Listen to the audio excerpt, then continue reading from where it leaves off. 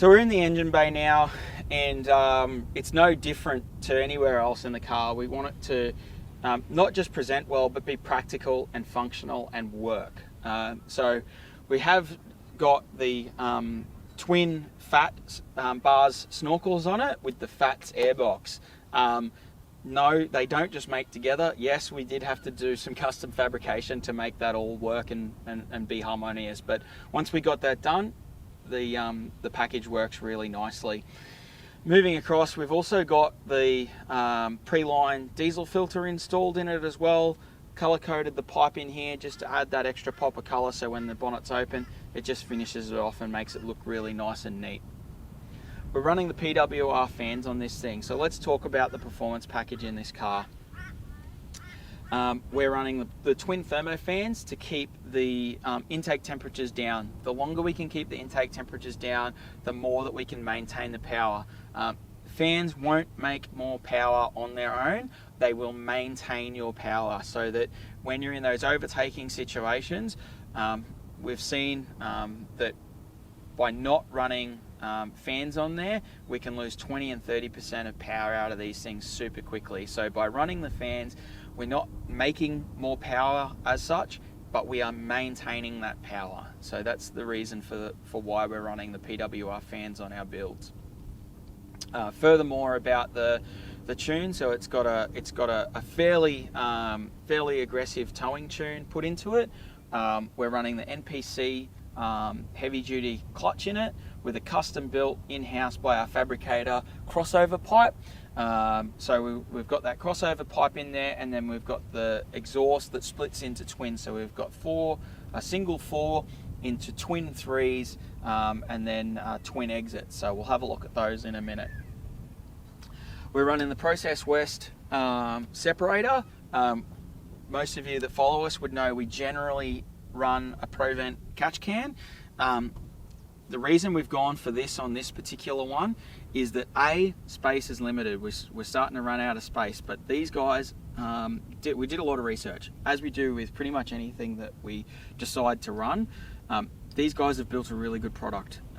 They've got the pressure relief valve built into it, and all the safety mechanisms that you need in a catch can. So we're quite comfortable with running that product in this one, and it serves its purpose for location and space as well. So you know, we don't generally just pick a product and go with it because somebody gives it to us or any other reason. We do research. We make sure that what we're getting is what we want and what we know we need from a product, and these guys have developed a really great product. Main cranking battery has been upgraded so that it's up for the task as well. The factory ones do tend to die when we start running a fairly decent power system on it, so we've upgraded that as well to suit.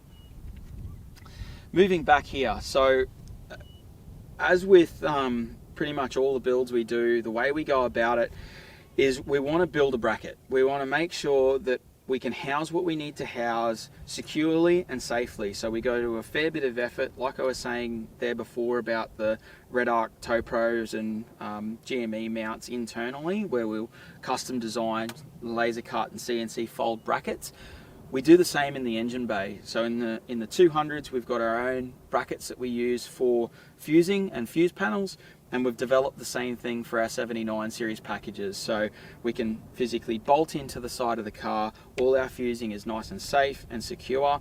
As you can see, we run stainless steel nuts and bolts, nylock nuts on everything, so that we know that once we do it, it's done, it's there for life. There's no shortcuts, no cheaping out. All of this stuff is on plug so that it can be unplugged, removed from the vehicle if it needs to be as well. So it's all designed to work, be practical, and be functional over the long term, over the life of the car. These are an investment that people are making into their vehicles, and we treat it as such. If we're building a vehicle that is an investment in the long term for them to have as a touring vehicle, we want to build it that way.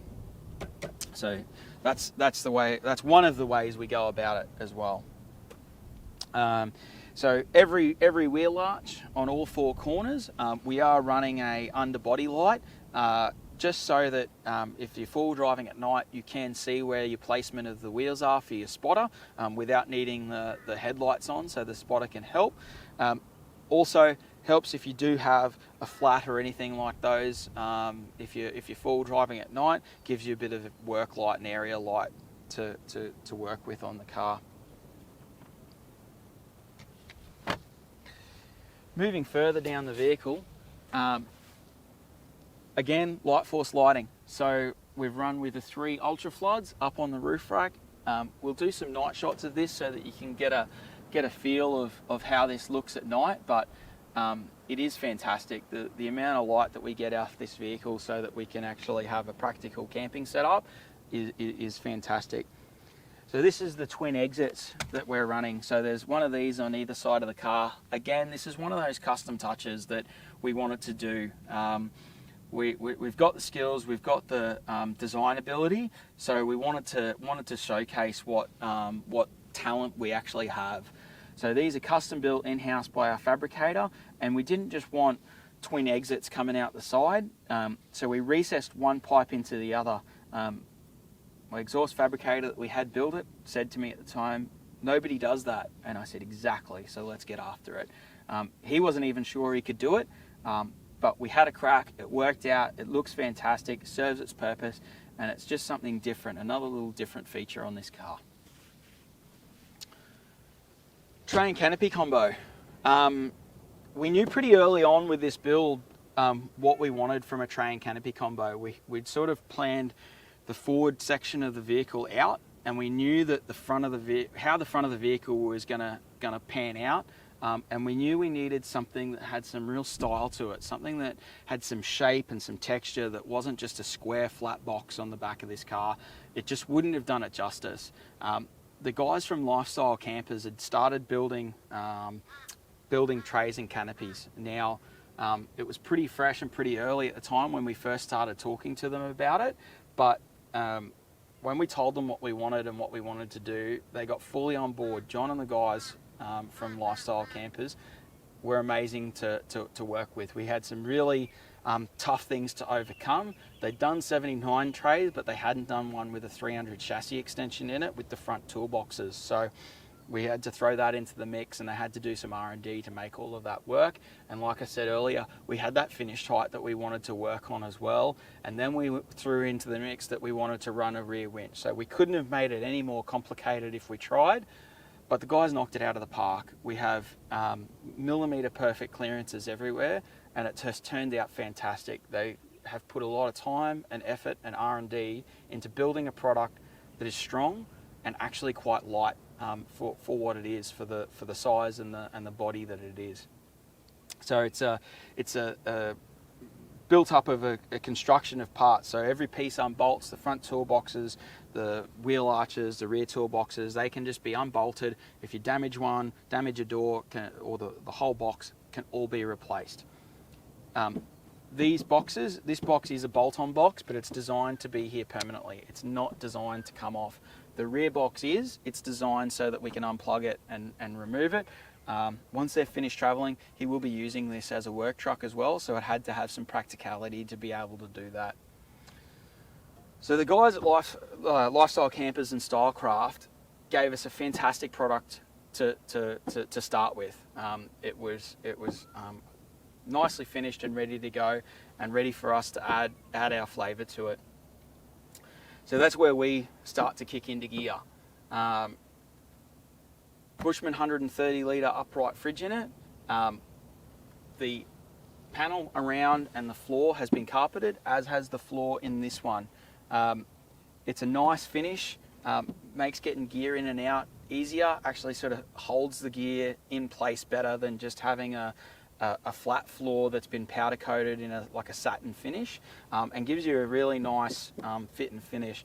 We finished the edges as well with a corner piece, so that there's no edge to actually get hold of the carpet and peel it up. So for us, when we're building these cars, we like to make them nice and comfortable and practical, but the emphasis there is on practical. The fit and finish, having the trim pieces so that you can't get the edge of the carpet and peel the carpet up, those details are really important to us, and what separates a good job from an excellent job. Fusing.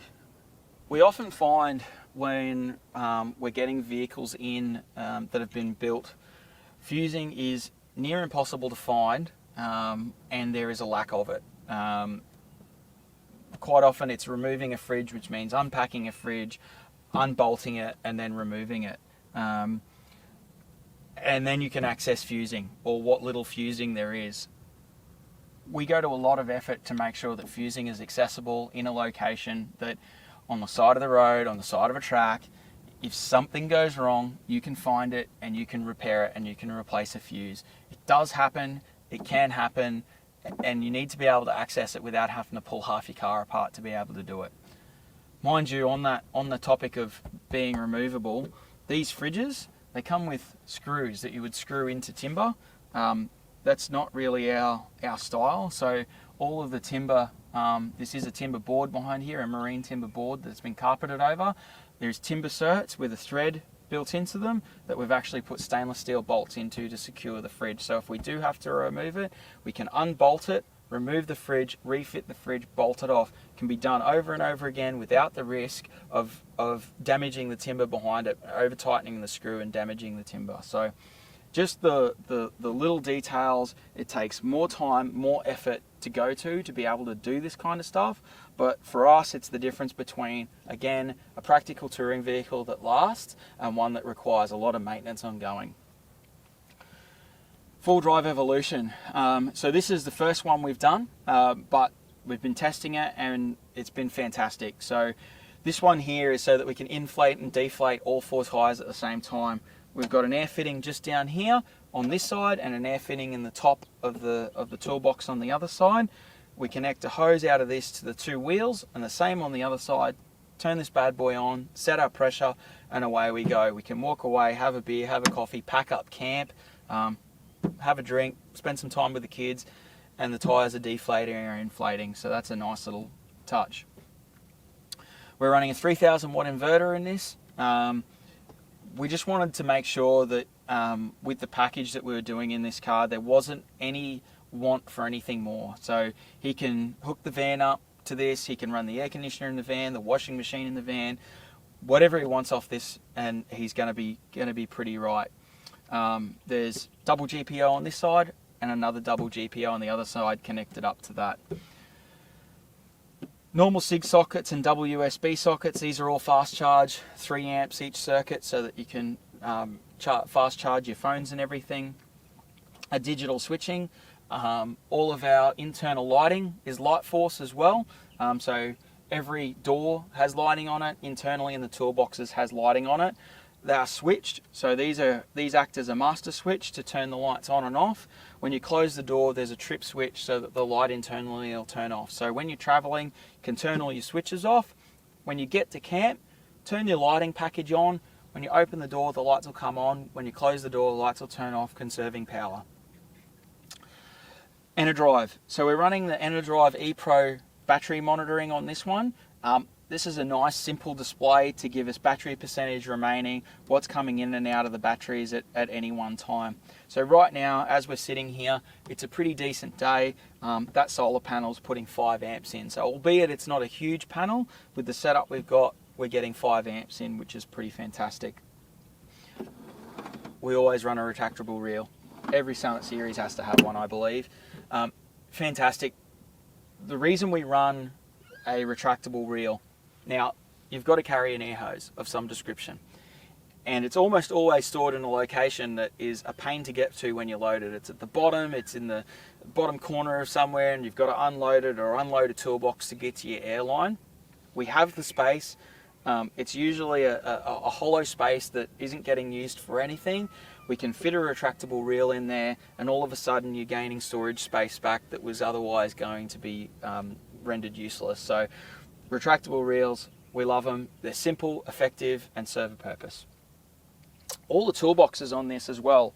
So each toolbox, each individual toolbox has a switch on it and internal lighting. So at night, when you're coming up to your vehicle and you want to get something out of it, in here is the water setup. So this is where our outlet is for our water. We connect this one up to here. It's just a threaded fitting, the same as you tap at home. The switch is in the Canopy there, and you end up with a hose there for rinsing off and showering and all those kind of things. But these all have internal lighting in them, so when you close the door, the switch goes off. When you open the door, the light comes on. Again, takes a lot of time and effort to really set all this stuff up and make sure that it works and it's going to last, but the practicality of actually being able to see in your toolbox, being able to see when you're connecting up at night for showering or rinsing off, just makes that a super practical feature that we've added to this truck. Same in here. This is just a full cargo space in here. We managed to get basically everything for this packaged into half of the front canopy. The other side's a dog box. We'll walk around there in a second and have a look, but we managed to get all the electrical packaged into half the front toolbox. So this one completely open for them for storage. All the underbody toolboxes, again, there's nothing in them, completely ready for storage. So it's given them the maximum storage space that they could possibly have. Around the back of Why Not is no different to anywhere else on the truck. There is a lot going on here. So on the back here, it's the 2 spare tyres. Again, the Mickey Thompson 35s. We've got a full slide out drawer, all with storage space underneath and a lid. So you've got a nice big prep area if you want as well on the back of that. And this one again is all lit up. So we've put a LED strip light in here. So at night when you open this up, this is all illuminated and you can actually see what you're getting to. Below that, as I mentioned before, part of building this canopy and fitting it on was to be able to fit the winch in underneath. So we've managed to fit in the winch cradle underneath there with the carbon 12,000 pound winch and the Factor 55 pintle hook. We've also run the ultra floods on the back here as our reverse lights as well. Below that, we've got the Heyman Reese X bar. And naturally, just to go with the styling of this vehicle, we've color coded all of the recovery points as well. We've got the 7-pin trailer plug there for his camper, so that's all ready to go when he hooks up and heads off. That's about it on the back of the car.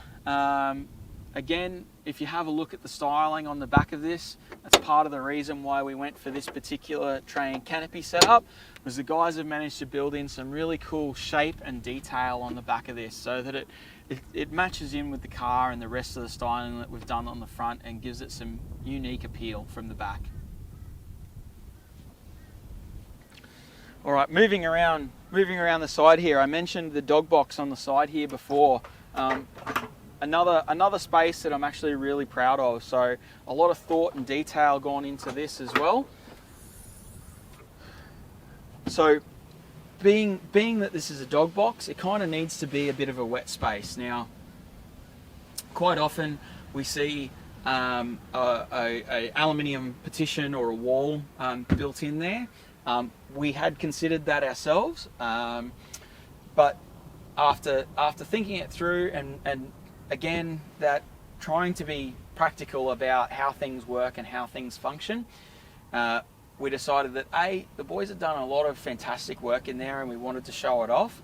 But as importantly as that, when you're traveling, the fridge is in the other side and you've got a solid partition wall in here, you have absolutely no opportunity to see what's going on in that space behind the fridge where everything is mounted, batteries, etc. By putting that in there, it does give you an opportunity every time you open this to spot an issue. If something has come loose, to be fair, it shouldn't. Everything we do has Loctite on it or a nylock nut so that, or a spring washer and Loctite to try and ensure that it doesn't come loose. But at the end of the day, these are touring vehicles. They're on corrugations. They're getting worked hard. Things can work loose. It can happen.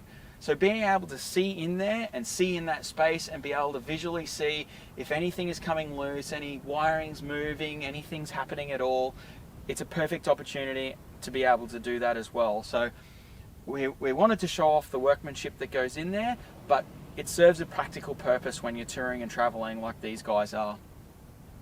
All of the space has been sealed with Sikaflex.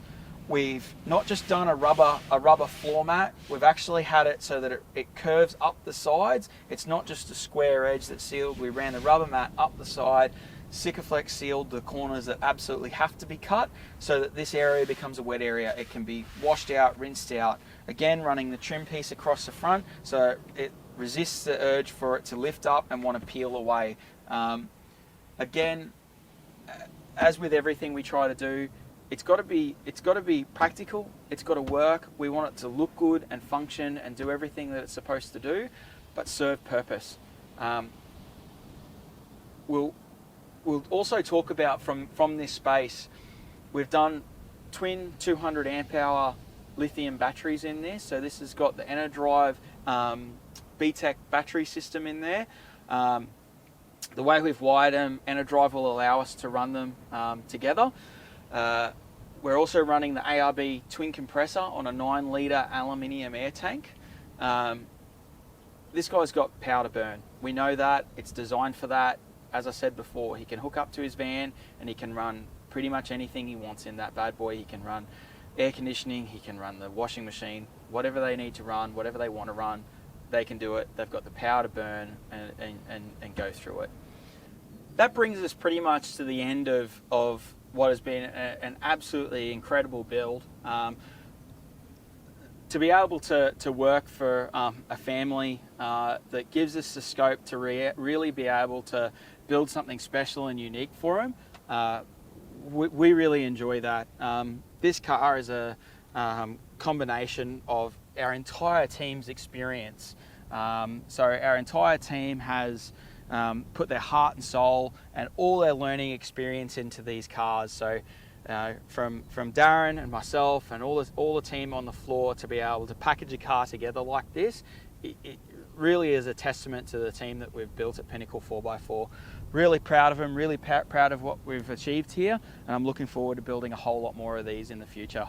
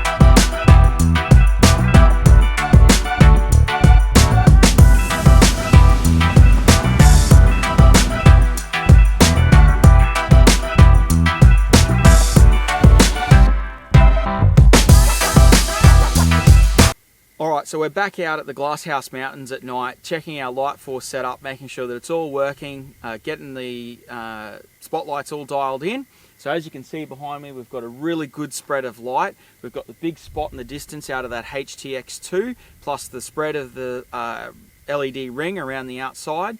We've also found that with that light pod up the top there, we've angled the outside two lights, we're actually getting a really good light penetration to the side. So as we're coming up to the corners in the off-road tracks here, we're actually getting to see around the corner before the car ever starts to turn around it. So we're getting some really good light penetration to see what's going on. So all in all, with this light force setup we've got on this car and the pod, it's working really well. So we'll call it a night. So we're back in the workshop now from our shakedown run. Thing went absolutely fantastically. We're super happy with it. We'll just give it a good clean up now, get it ready to hand over to Jacques, and he's got an amazing rig ready to travel.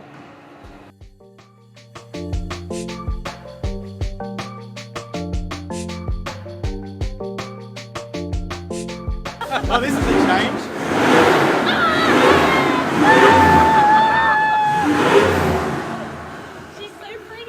She's so pretty. That sounds a lot better. She's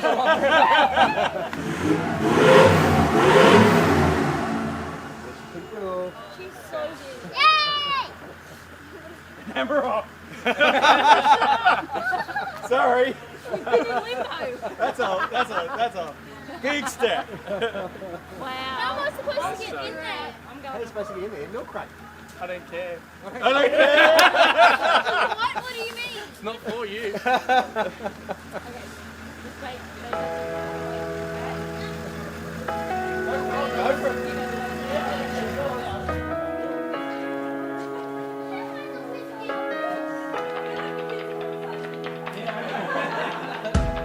Every time I see your face, I know I've come to the right place. And every time I see you smile, I can feel it for a long while. And I'm so excited to wake up. Alright guys, so that's a wrap. So we've handed over to Jacques and Leah for their brand new Why Not 79 series. Huge thanks to our entire team. It takes every single person here to be able to pull a build like this off. So happy to see these guys get their new car and be off on their travels.